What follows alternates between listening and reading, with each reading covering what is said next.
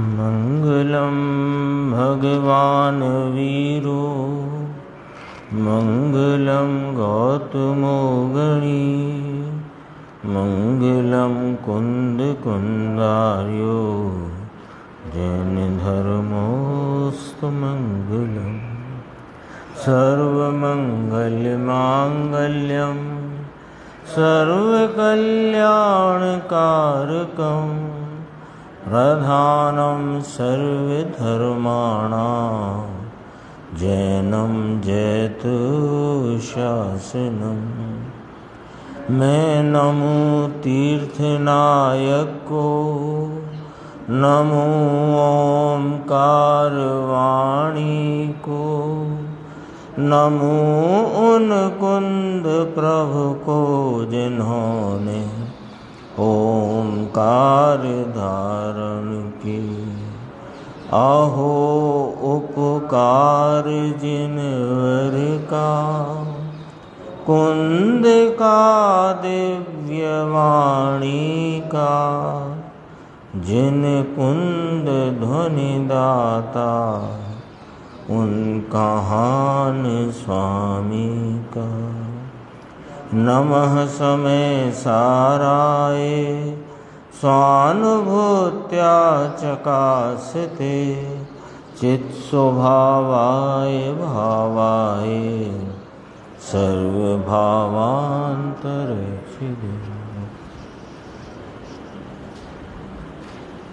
समय सारजी परमागम ग्रंथ के परिशिष्ट रूप से जो साध्य साधक अधिकार आचार्य अमृतचंद्र भगवान ने कहा, उसके अंतिम कलश चलते हैं तो उसमें 275 और 276 दो कलश पर आज गुरुदेव श्री की अपन ने स्पष्टीकरण और उनका प्रवचन सुना है। ये साध्य साधक अधिकार है। इसमें कहा कि एक आत्मा में ही उपाय और उपेय दोनों घटित होते हैं। तो उपेय भाव को प्राप्त या उपेय भाव की प्राप्ति के संदर्भ से यहाँ चैतन्य स्वरूप जो आत्मा है, जो चित्त चमत्कार है, उसकी यहाँ 275वें कलश में महिमा करते हैं। महिमा चल रही है आत्म वस्तु की, और उस महिमा में संदर्भ है उपेय भाव की प्राप्ति। यानी जब आत्मा जो स्वयं ही उपाय और उपेय स्वरूप है, तो उसकी उपेय रूपता जो प्राप्त हुई, उसके द्वारा इस चित्त चमत्कार आत्मा की महिमा करते हैं। देखो इसमें लिखा, अब टीकाकार आचार्य देव अंतिम मंगल के अर्थ नाम प्रयोजन, अंतिम मंगल के प्रयोजन से इस चित्त चमत्कार को ही सर्वोत्कृष्ट कहते हैं। यह चित्त चमत्कार चैतन्य स्वरूप आत्मा, यह सर्वोत्कृष्ट है, क्योंकि इसमें ही पर्याय में, वस्तु तो त्रिकाल पवित्र है, पर पर्याय में अपवित्रता का नाश होकर पूर्ण पवित्रता की प्राप्ति होना, यही वास्तव में मंगल है। ये इसमें कहा, यही मंगल है। देखो नीचे अपन देखते हैं, ये आया ना, सहज तेजः पुंज मज्जत त्रिलोकी स्खलत अखिल विकल्प अपि एकः एव स्वरूपः। सहज तेज पुंज में ये जो आत्मा सहज तेज पुंज ज्ञान तेज, तो उसमें मज्जत 3 लोग मग्न हो गया है, और स्खलत नाम जानने में आता है। पूरा विश्व 3 लोग, विकल्प नाम उसके भेदों से वह जानने में आता है।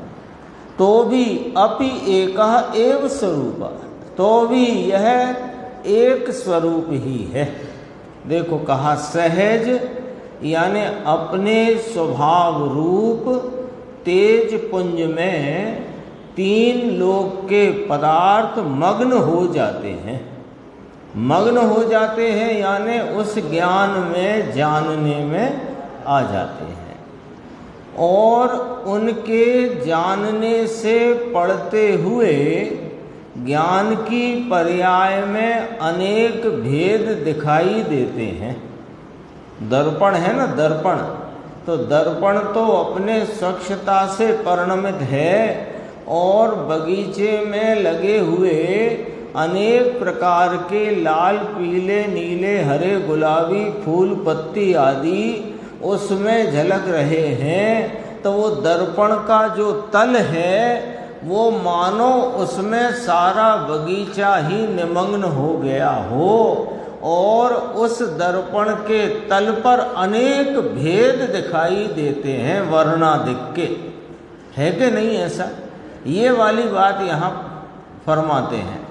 तो भी दर्पण इतने भेद रूपता से परिणमित दिखाई देने पर भी उस दर्पण ने अपनी स्वच्छता की एक रूपता को नहीं छोड़ा है। ऐसे ही कहा, सहज यानी अपने स्वभाव रूप तेज पुंज नाम ज्ञान के इस पुंज स्वरूप वस्तु के परिणमन में तीन लोक के पदार्थ मग्न हो जाते हैं, डूब जाते हैं। और इसलिए जिसमें अनेक भेद होते हुए दिखाई देते हैं, ज्ञान के परिणमन में ज्ञेयों के आकार रूप निमित्त से यहाँ ज्ञानाकार केवल ज्ञान, उस ज्ञान में अनेक भेद दिखाई देते हैं, तथापि जिसका एक ही स्वरूप है।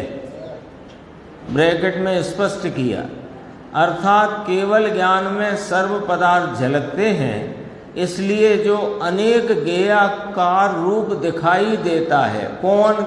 केवल ज्ञानाकार, केवल ज्ञान का परिणाम कैसा दिखता है कि अनेक ज्ञेयाकार रूप दिखाई देता है, तथापि जो चैतन्य रूप ज्ञानाकार की दृष्टि में एक चैतन्य स्वरूप ज्ञान स्वभाव को देखने से उस दृष्टि में एक स्वरूप ही है, वही का वही। फिर कहा दूसरा विशेषण, इसमें महिमा करते हैं ना, किसकी? चैतन्य चमत्कार वस्तु की महिमा करते हैं। स्वरस विसर पूर्ण अच्छिन्न तत्व उपलम्ब, जिसमें निज रस के विस्तार से पूर्ण अच्छिन्न तत्वोपलब्धि है। निज रस का विस्तार से देखो हुआ क्या है, केवल ज्ञान रूप उपेय भाव की नाम आत्मा के पूर्ण लाभ रूपता की जो पर्याय में प्रकटता हुई है, उसमें क्या विस्तार को प्राप्त हुआ है कि निज रस, अपने स्वरूप का जो रस है, अपने स्वरूप का जो वैभव है, वो उसका विस्तार हुआ है। तो उसके विस्तार से इसको ऐसी पूर्ण अछिन्न तत्व उपलब्धि है। कैसी? पूर्ण अछिन्न का अर्थ क्या? कि पूर्ण है और अछिन्न नाम, अब उसमें छिन्नता नाम, उसमें कमी नहीं आएगी। पूर्ण अछिन्न। अब देखो इसमें ब्रैकेट में निमित्त से कथन करेंगे, ब्रैकेट में निमित्त से कथन किया, अर्थात प्रतिपक्षी कर्म का अभाव हो जाने से जिसमें स्वरूप अनुभव का अभाव नहीं होता, ये निमित्त का कथन है। प्रतिपक्षी कर्म जो संयोग में रहे आए थे, वे अब अभाव को प्राप्त हो गए हैं, इसलिए अब स्वरूप अनुभव से वे चलित नहीं होते। स्वरूप अनुभव का अभाव नहीं होता। जो पहले कर्म का उदय वर्तता था निमित्त में और अपनी पुरुषार्थ में कोई कमजोरी थी, तो अनुभव से चलित हो जाते थे। उपयोग बाहर चला जाता था। तो अब कहते हैं कि अब तो प्रतिपक्षी कर्म का अभाव हुआ है निमित्त में, और यहाँ पूर्ण बल प्रकट हुआ है। अगला बोल में कह देंगे वो, तो पूर्ण बल प्रकट हुआ है, तो इससे अब स्वरूप अनुभव का अभाव नहीं होता। फिर कहा प्रसव नियमित अर्ची, और जिसकी ज्योति अत्यंत नियमित है, अर्थात जो अनंत वीर से निष्कंप रहता है। अनंत वीर पर्याय में ऐसा प्रगटा है कि उसकी प्रगटता में यह निष्कंप भाव में वर्तता है। अब कंपायमान होता नहीं, अब पुरुषार्थ में ढील पड़ती नहीं, अब तो पुरुषार्थ अपनी पूर्ण वीर प्रपने से प्रकट हो गया है। एस चित चमत्कार जयति, ऐसा यह प्रत्यक्ष अनुभव गोचर चैतन्य चमत्कार जयवंत वर्तता है, किसी से बाधित नहीं किया जा सकता। ऐसा सर्वोत्कृष्ट रूप से विद्यमान है। लो, कौन विद्यमान है? ऐसा यह चैतन्य चमत्कार स्वरूप, यह अपना चित स्वरूप भगवान आत्मा विद्यमान है। तो साहेब अभी 3 लोक का ज्ञान कहाँ है? अरे इसी में तो उपेय भाव घटित होता है। ये वो वस्तु है, ये वो वस्तु है कि जिसमें उपाय और उपेय दोनों भाव घटित होते हैं। ये चर्चा से ही ये अधिकार प्रारंभ किया था ना, अब इसे पूर्ण करते हैं। यहाँ चैतन्य चमत्कार जयवंत वर्तता है।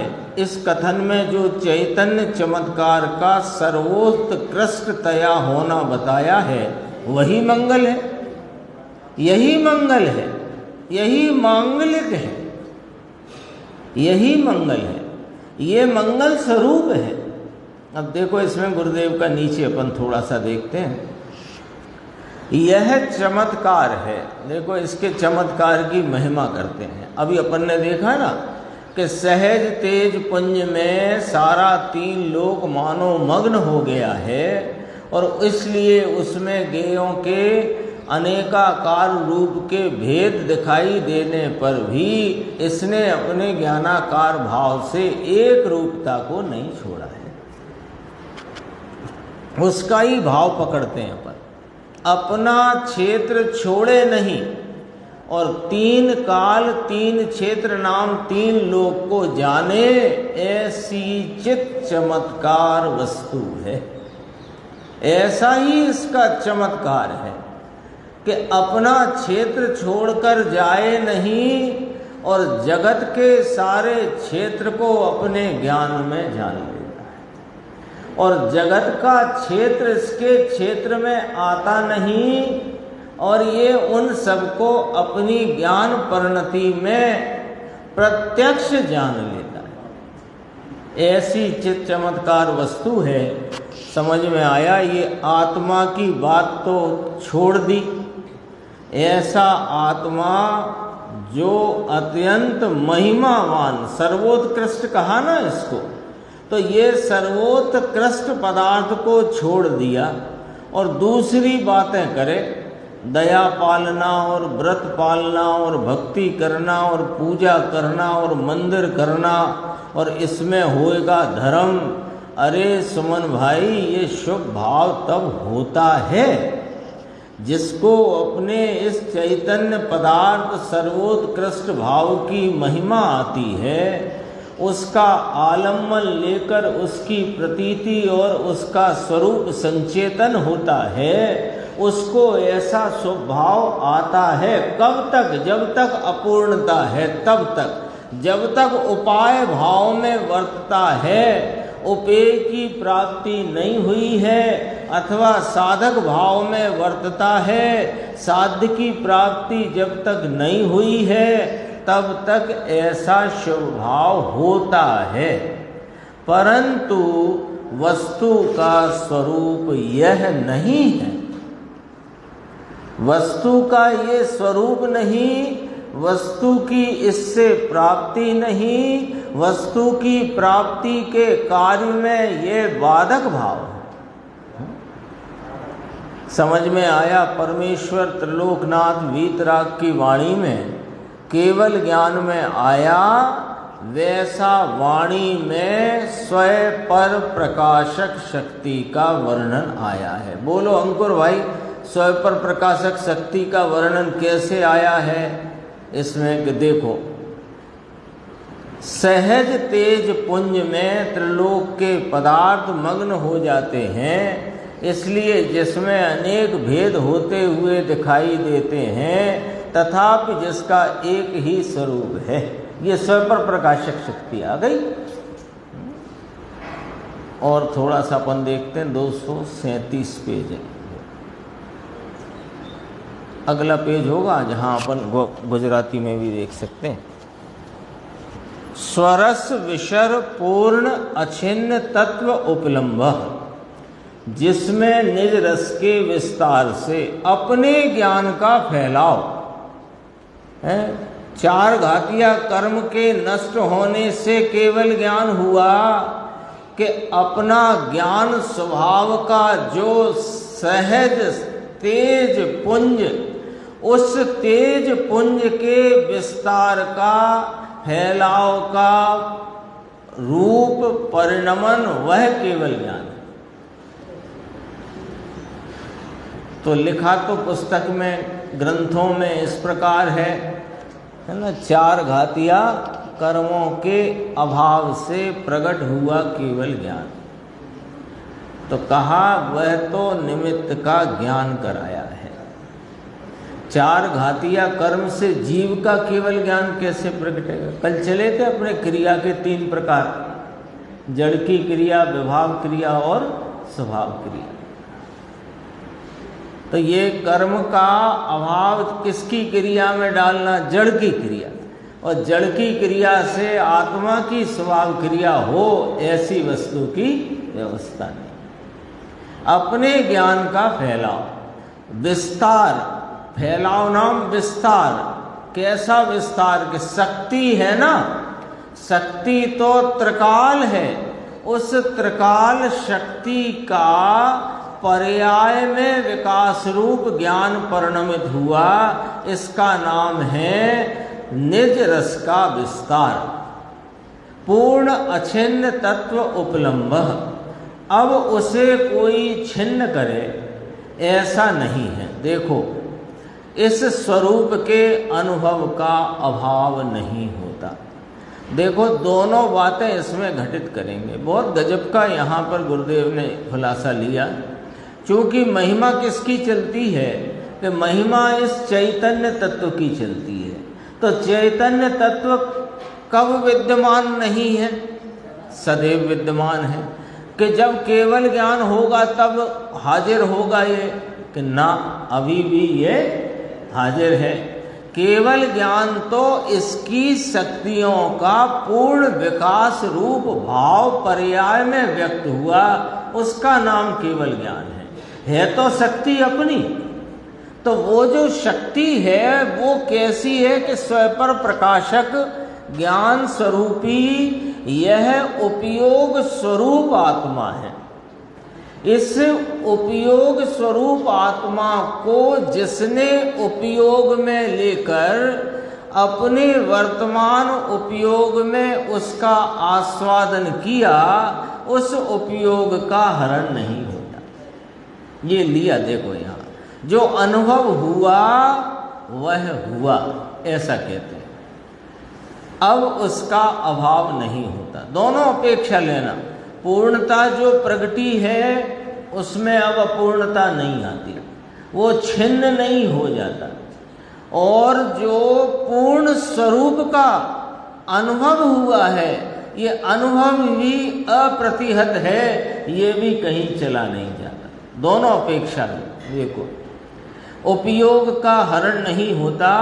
अलिंग ग्रहण के जो 20 बोल हैं 172 गाथा प्रवचनसार, उसमें 9वें बोल में कहा कि तत्व का उपयोग जो है उसका कोई हरण कर सके ऐसा जगत में कोई नहीं है। ये उपयोग का हरण नहीं किया जा सकता। उपयोग का हरण यानी कि नाश। हरण माने नाश। हरण समझते ना, हरण हर लेना, चोरी हो जाना, चले जाना, नाश हो जाना। तो उस उपयोग का हरण यानी नाश कभी नहीं होता।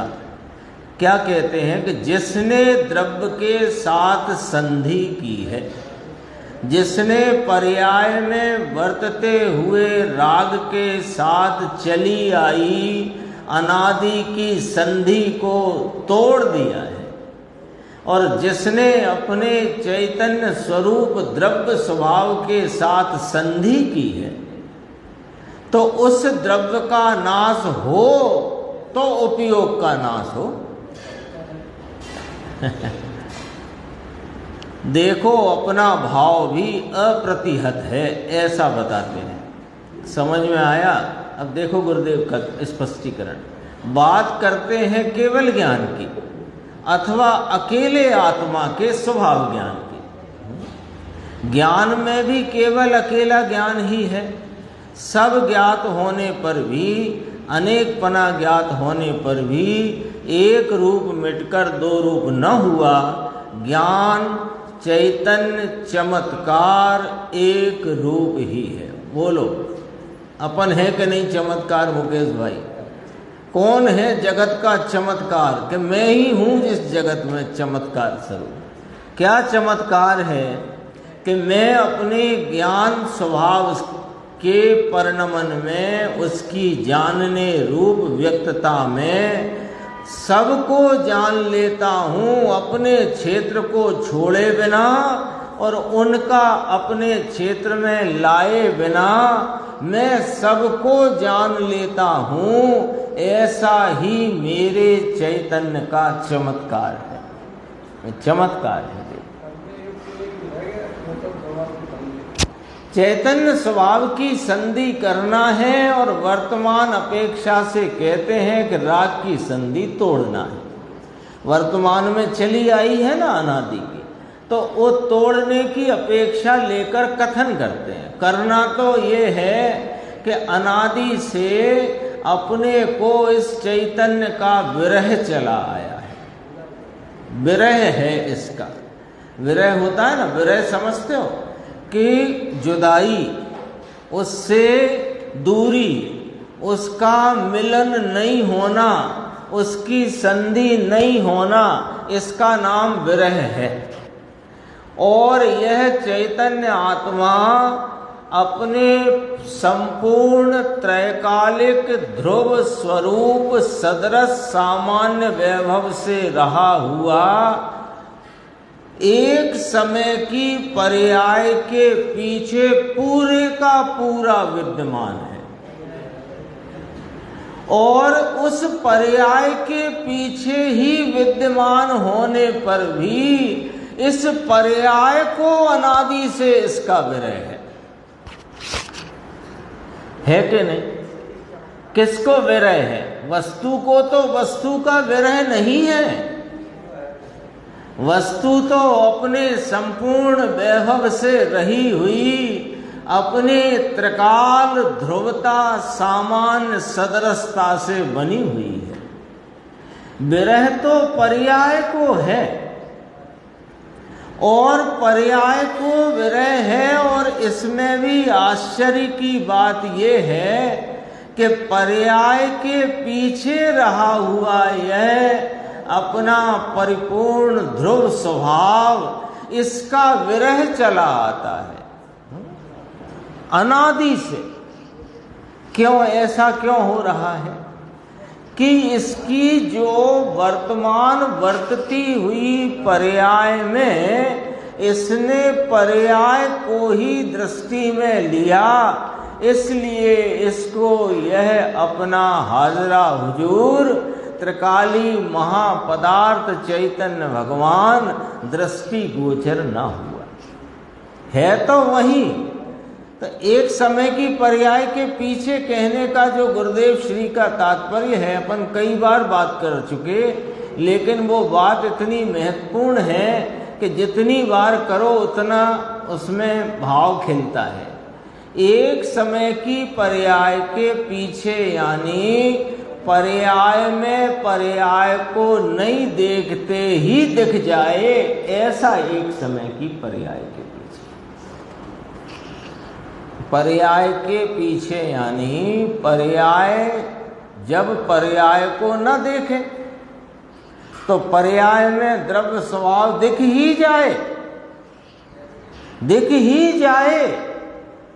कैसे कि वह 17वीं 18वीं गाथा में कहा अनुभव स्वरूप भगवान आत्मा आबाल गोपाल सबको अनुभव में आ ही रहा है। देखो क्या गजब की बात है, ये चैतन्य चमत्कार एक रूप ही है। 240 पे अपन 276 कलश का भी थोड़ा भाव देखते हैं। अब इस श्लोक में टीकाकार आचार्य देव आत्मा को आशीर्वाद देते हैं और साथ ही अपना नाम भी प्रकट करते हैं। किसको आशीर्वाद देते हैं? आत्मा को। कौन देते हैं? आचार्य भगवान। तो आचार्य भगवान कौन है? कि आत्मा।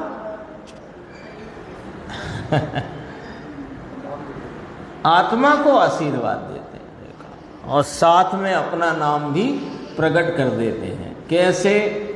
इसमें लिया है उपमा अलंकार के द्वारा वे नाम अपना प्रकट करते हैं। देखो, अविचलित चिदात्मनि आत्मनि आत्मनम आत्मना। अविचलित चिदात्मनि आत्मनि आत्मनम आत्मना अनवरत निमग्नम धारयत। जो अचल चेतना स्वरूप अविचलित चेत चिदात्मनि, इसका अर्थ आया जो अचल चेतना स्वरूप आत्मनि आत्मनम आत्मना, आत्मा में आत्मा को आत्मा से ही निरंतर निमग्न रखती है। 3 बार आया ना। चिदात्मनि में तो कहा चेतना स्वरूप, फिर आत्मनि आत्मनम आत्मना, आत्मा में आत्मा को अपने आप ही माने आत्मा से ही निरंतर निमग्न रहती है। अर्थात प्राप्त किए गए स्वभाव को कभी नहीं छोड़ती। अब यहाँ से कहते हैं ध्वस्त मोहम, जिसने मोह का नाम अज्ञान अंधकार का नाश किया है। निसपत्न स्वभावम, जिसका स्वभाव निसपत्न यानी प्रतिपक्षी कर्मों से रहित है। विमल पूर्णम, जो निर्मल है और पूर्ण है।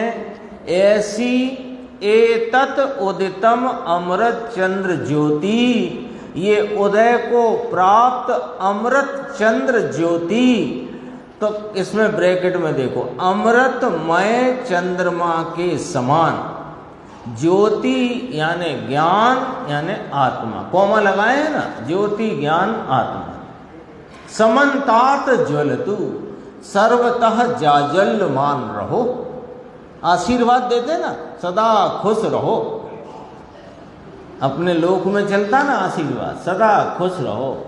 तो यहाँ क्या आशीर्वाद दिया कि ये जो अपनी चैतन्य ज्योति उसको अपने में ही निमग्न रखते हुए अपने स्वभाव को जो कभी छोड़ती नहीं, तो कहा जिसने मोह अंधकार का नाश किया, जिसका स्वभाव प्रतिपक्षी कर्मों से रहित है, जो निर्मल है पूर्ण है, ऐसी इस उदय को प्राप्त अमृतमय चंद्रमा के समान।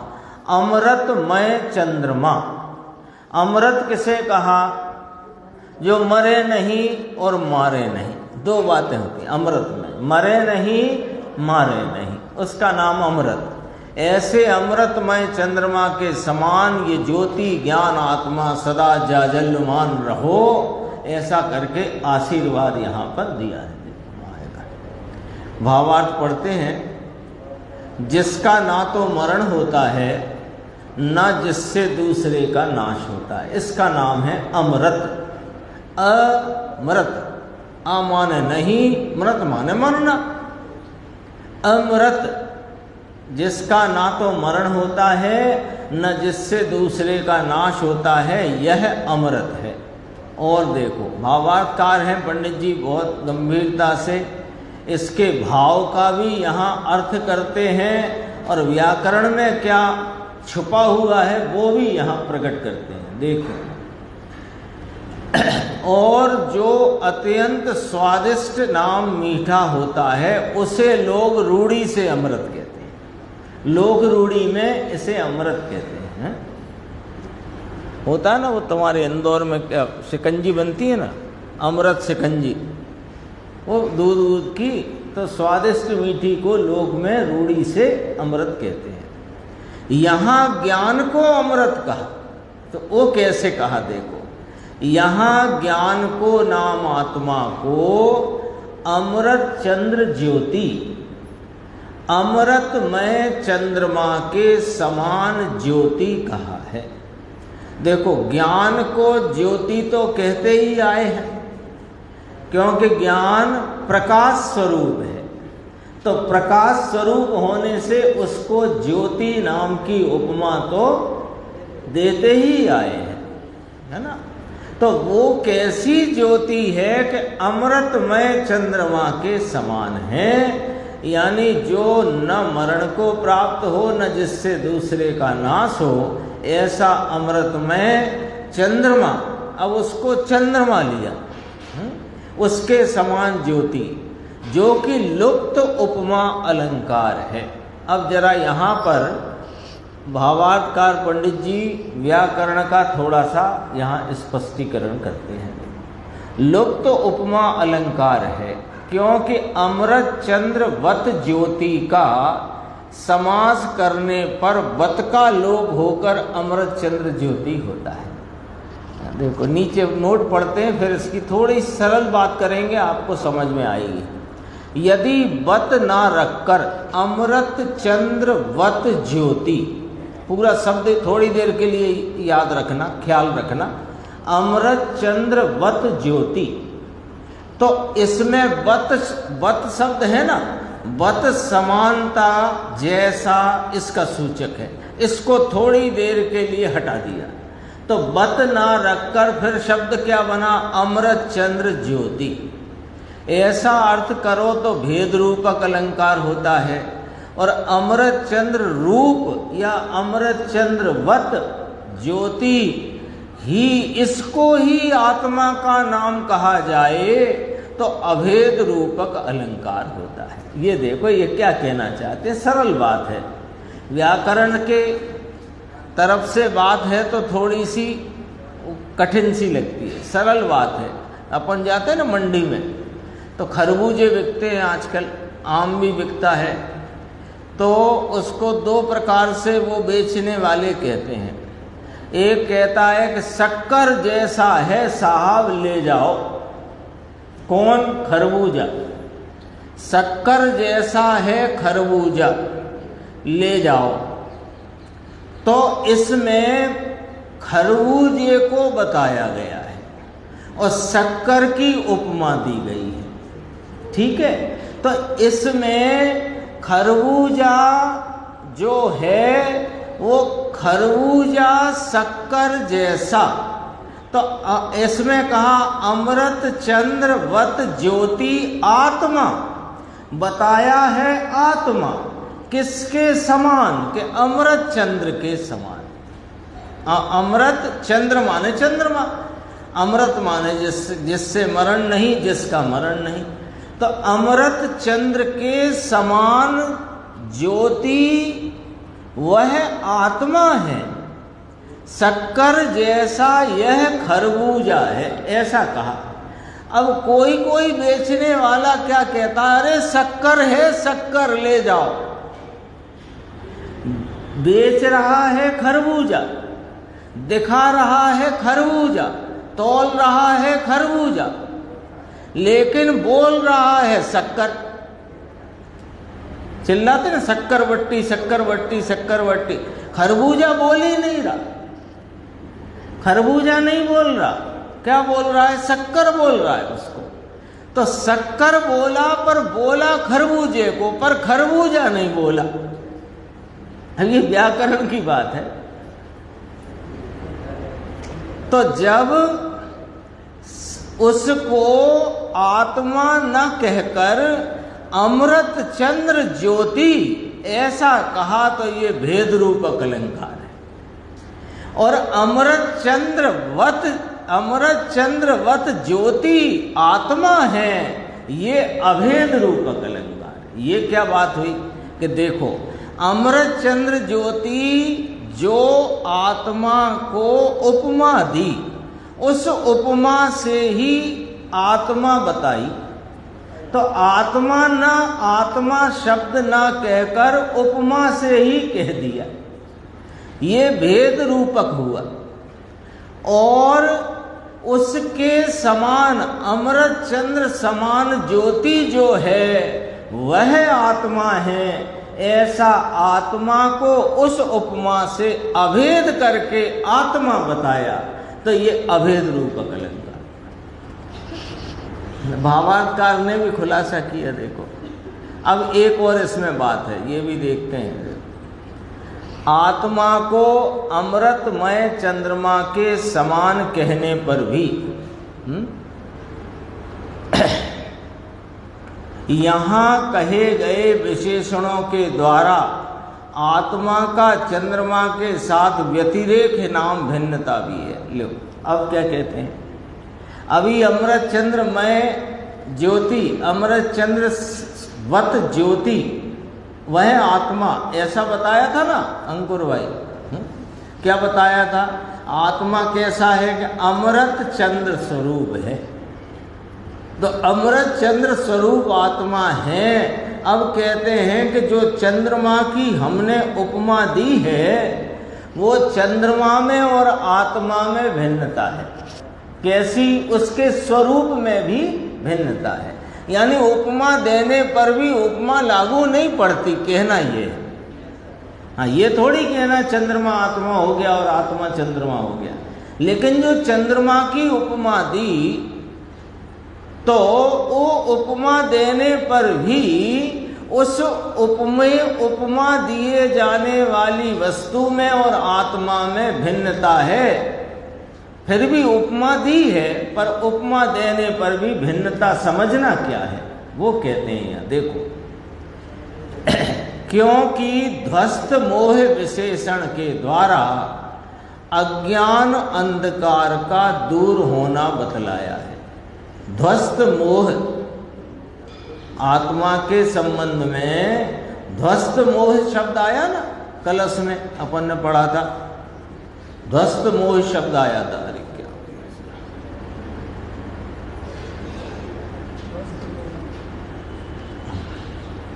अज्ञान अंधकार का नाश किया है, ऐसे आए थे ना चार विशेषण, निसपत्न स्वभावम विमल पूर्णम, ये आए थे ना।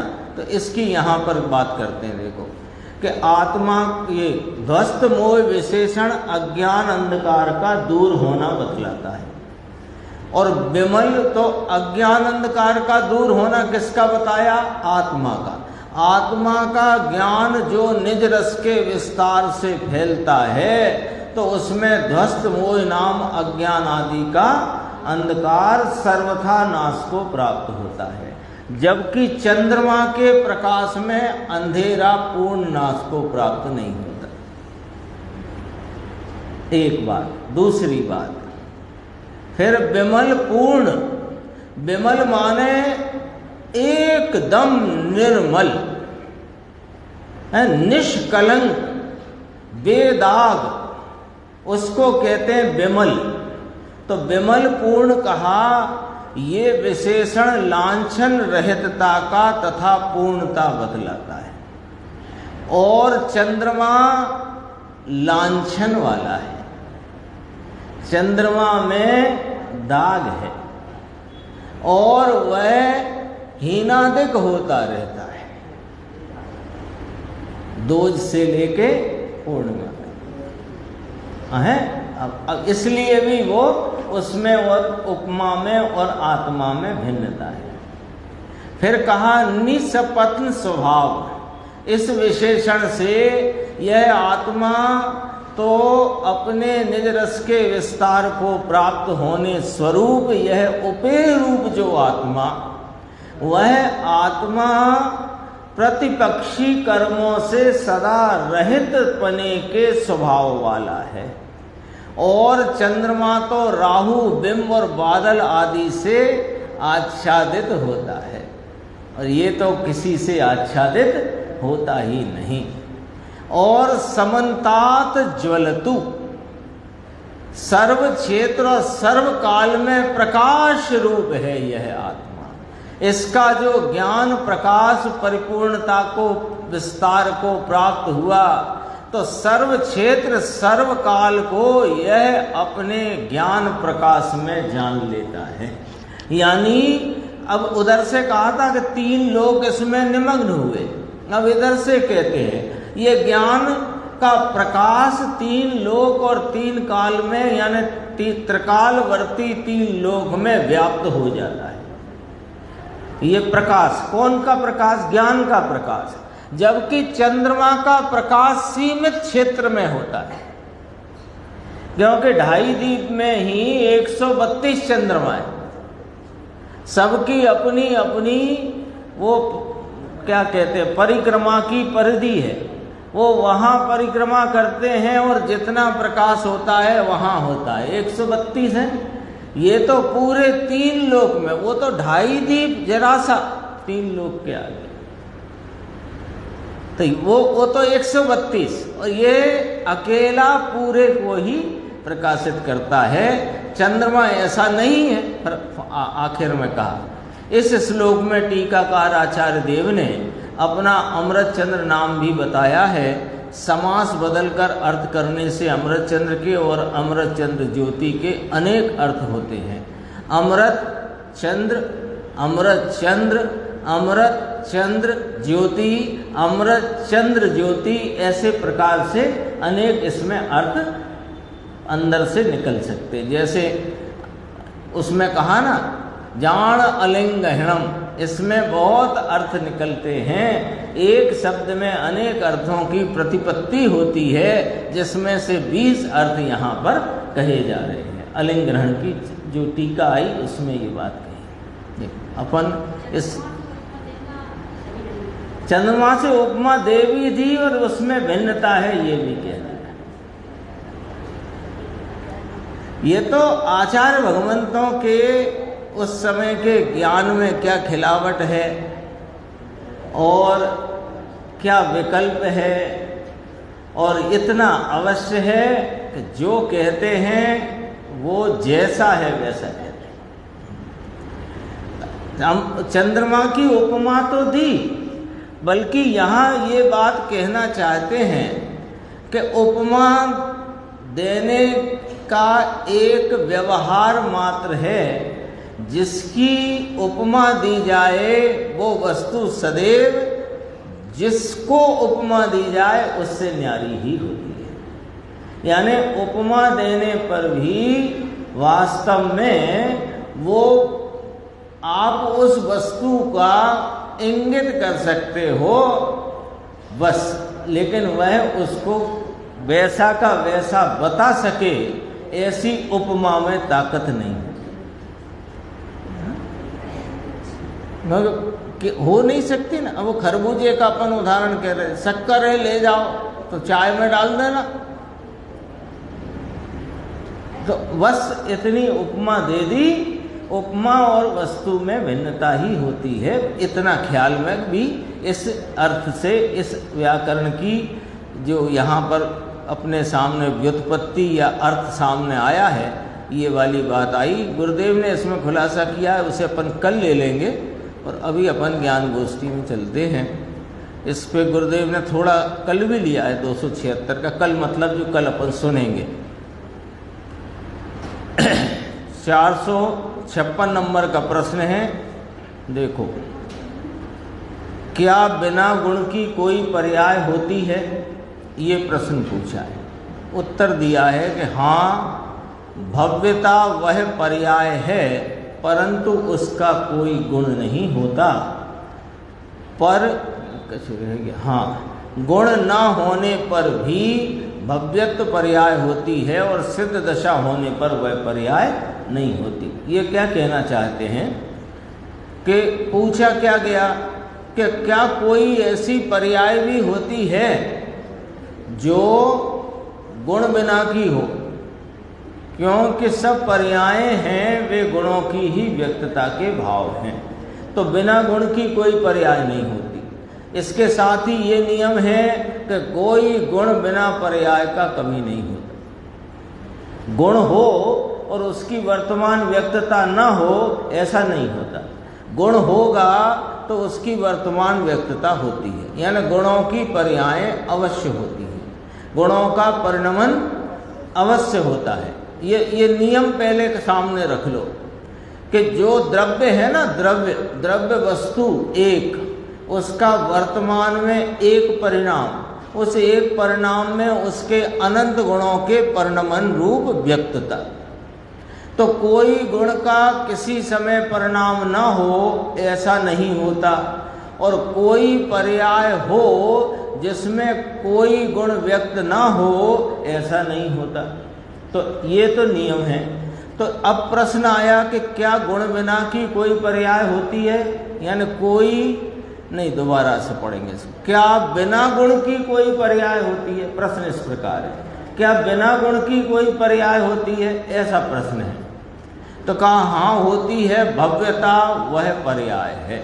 देखो अब इसको समझो ऐसे कि जीव को, जो जीव जिसकी मुक्ति होना है उसकी परिणति में भव्यता नाम का परिणमन चला आ रहा है।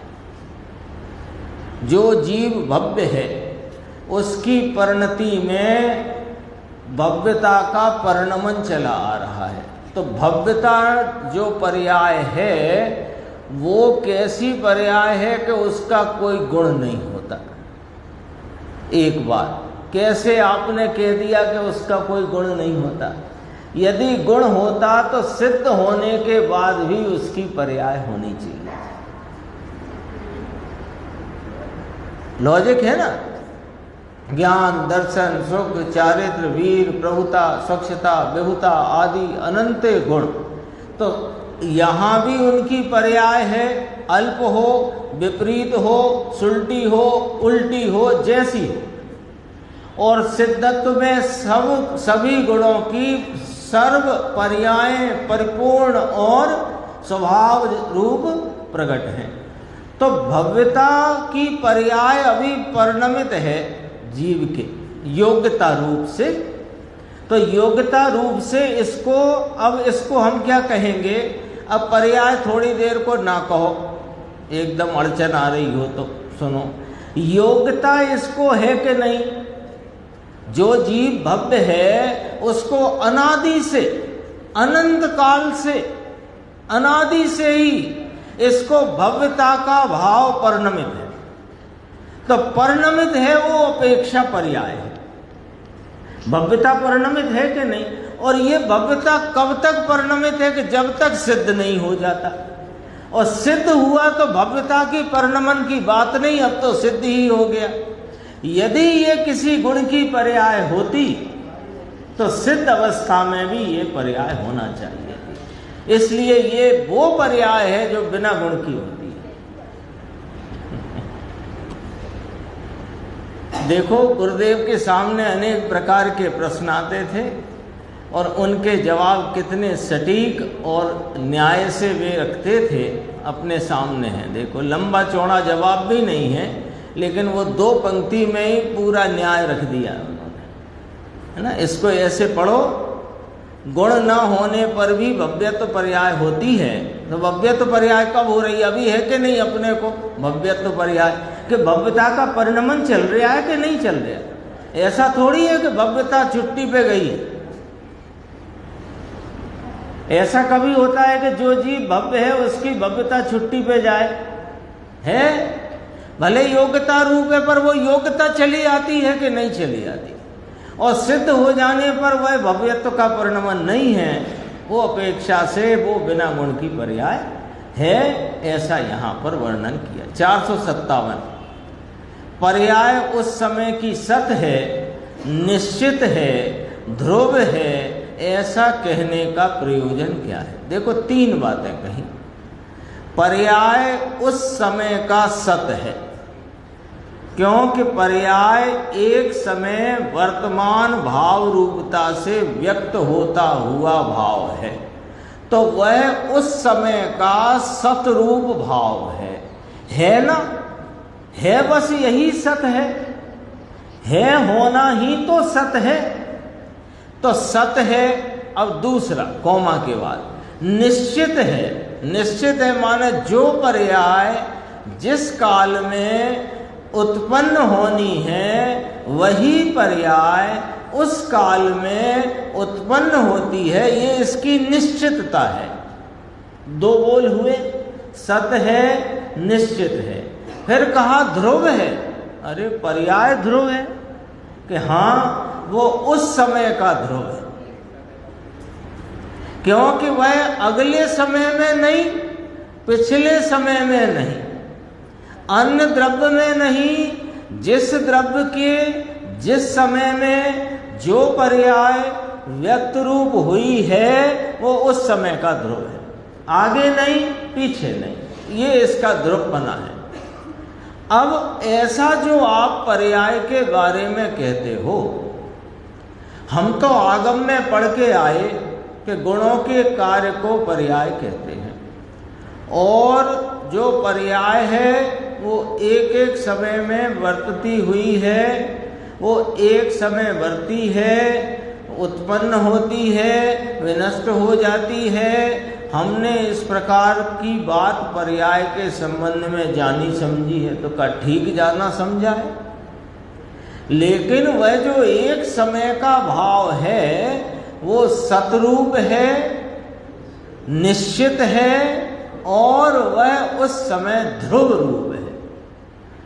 तो इसका प्रयोजन क्या? ऐसा कहने से आप कहना क्या चाहते हो? उत्तर, पर्याय के ऊपर से लक्ष्य छोड़कर ध्रुव द्रव्य की तरफ ढलने का प्रयोजन है, ये प्रयोजन है। पर्याय उस समय की सत है, निश्चित है, ध्रुव है, ऐसा बताकर उसके ऊपर का लक्ष्य छुड़ाया है। ये कैसे बताया? इससे कैसे लक्ष्य छूटेगा? पर्याय ध्रुव, पर्याय सत है, तो वो तो सत है तो अहेतुक है, तो अहेतुक है तो उसका हेतु कहीं ढूंढना नहीं, वो तो उस समय है। कैसे है? कि निश्चितता से है। किस रूप है? कि उस समय के ध्रुव रूपता से है। तो जब पर्याय है ही तो उसको क्या देखना या उसको बदलने की, तालावेली करने की आवश्यकता ही कहाँ है? तो लक्ष्य कहाँ जाएगा? कि ध्रुव स्वभाव पर। ये वाली जो टेक्निक है, आचार्य अमृतचंद्र भगवान, कुंद कुंद आचार्य देव और भी सभी आचार्यों की ये जो टेक्निक है, कार्तिकेय अनपेक्षा में भी बात आई, इसमें क्या है कि पर्यायों की नियमितता, निश्चितता, उसकी क्रमबद्धता दिखा करके पर्याय पर से दृष्टि छुड़ाई है। पर्याय पर दृष्टि रखाने का प्रयोजन नहीं है। ये अपने लोक में भी होता है। अपने घर व्यापार में 25 प्रकार के काम हों, और जो काम जिस प्रकार से व्यवस्थित होता जानते हैं उस तरफ से लक्ष्य छोड़कर अन्य तरफ लक्ष्य जाता है। ऐसा होता है कि नहीं होता है? मान लो शादी का घर में ही आयोजन हो तो बहुत तरह के काम हैं, पर कोई काम है, मान लो बारात को लेने जाने की या उनके स्वागत की व्यवस्था है, वो व्यवस्थित हो रही है, तो फिर अपना चित्त दूसरी तरफ चला जाता है, और दूसरा काम भी अपने व्यवस्थित हो रहा है तो अन्य जगह जाएगा, फिर वहाँ क्यों रहेगा? ऐसे जब पर्याय क्रम नियमितता से, निश्चितता से, क्रमबद्धता से हो रही हैं तो लक्ष्य ध्रुव द्रव्य की तरफ आता है, क्योंकि इसके पास लक्ष्य करने दो ही हैं। एक बहिर्मुखता में पर्याय का लक्ष्य, और अंतर्मुखता में द्रव्य स्वभाव का लक्ष्य, और तीसरा कोई इसके पास दिशा ही नहीं है। देखो पर्याय निश्चित है, ध्रुव है, अर्थात पर्याय उस समय का सत होने से आगे पीछे हो सके ऐसा नहीं है। इस प्रकार जाने माने तो दृष्टि द्रव्य के ऊपर जाती है, और द्रव्य के ऊपर लक्ष्य जाने से वीतरागता उत्पन्न होती है, और वीतरागता ही मूल तात्पर्य है। चारों अनुयोगों का तात्पर्य वीतरागता है। अरे जिसके जानने पर वीतरागता उत्पन्न हो, भला उसकी कीमत क्या, वह तो अनमोल है। 458 पर्याय का बिगाड़ मिटकर पर्याय में सुधार कैसे हो, ये पूछा। अब पूछने वाले को यहाँ तक बात समझ में आ गई कि द्रव्य स्वभाव में तो कोई गड़बड़ है नहीं, जो कुछ गड़बड़ी चल रही है वो पर्याय में है, तो बिगाड़ चल रहा है पर्याय में और सुधार होगा वो पर्याय में। यहाँ तक उसको बात पकड़ में आई। तो उसी जहाँ वो प्रश्नकार कहाँ खड़ा है, कि यहाँ खड़ा है कि द्रव्य में तो कोई बिगाड़ सुधार है नहीं, बिगाड़ हुआ है पर्याय का और सुधार होना है पर्याय का। तो वही प्रश्न पूछा, तो उत्तर आया है पर्याय स्वयं ही पर का लक्ष्य करके बिगड़ी है।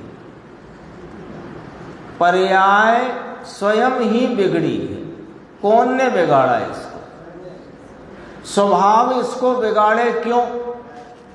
और पर द्रव्य इसको बिगाड़ सकता नहीं। पर द्रव्य इसको बिगाड़ नहीं सकता। कोई कर्म का उदय जीव की पर्याय को बिगाड़ नहीं सकता। दर्शन मोहिनी का उदय जीव को मिथ्यात्व करा नहीं सकता। चारित्र मोह का उदय इसको राग देश विकार शुभ अशुभ करा नहीं सकता। क्यों? कि जो पर्याय में राग देश मोह रूप बिगाड़ है। बिगाड़ और किस प्रकार है? बिगाड़ के प्रकार बताओ, है ना। जैसे बीमारी के प्रकार आयुर्वेद में 3 गए, बात पित्त तो कफ, तो यहाँ भी 3 ही है, मोह राग और द्वेष। तो बिगाड़ तो ये चल रहा है। अब ये जो बिगाड़ चल रहा है कहाँ चल रहा है? कि पर्याय में चल रहा है। सुधार कहाँ होगा? कि पर्याय में होगा। तो बिगाड़ कैसे हुआ? कि स्वयं ही पर का लक्ष्य किया इस पर्याय ने, तो बिगड़ गई। और यदि स्वयं ही पर का लक्ष्य छोड़कर स्वभाव का लक्ष्य करे तो स्वयं से ही स्वयं सुधर जाए। कौन सुधारे इसे? स्वयं का लक्ष्य करना ही पर्याय का सुधार है। 459 पूरा कर देते हैं चैप्टर आज। देखो थोड़ा सा ही है। आत्मा में अनंत धर्म होने पर भी उसे ज्ञान मात्र ही क्यों कहा जाता है? ये चर्चा अपनी प्रशिष्ट में खूब अच्छे से आ गई है, तो अपन सामान्य पढ़ेंगे तो भी सबको समझ में आएगी बात। आत्मा की जो ज्ञप्ति क्रिया होती है उसमें अनंत धर्मों का समुदाय एक साथ ही परिणमन करता है।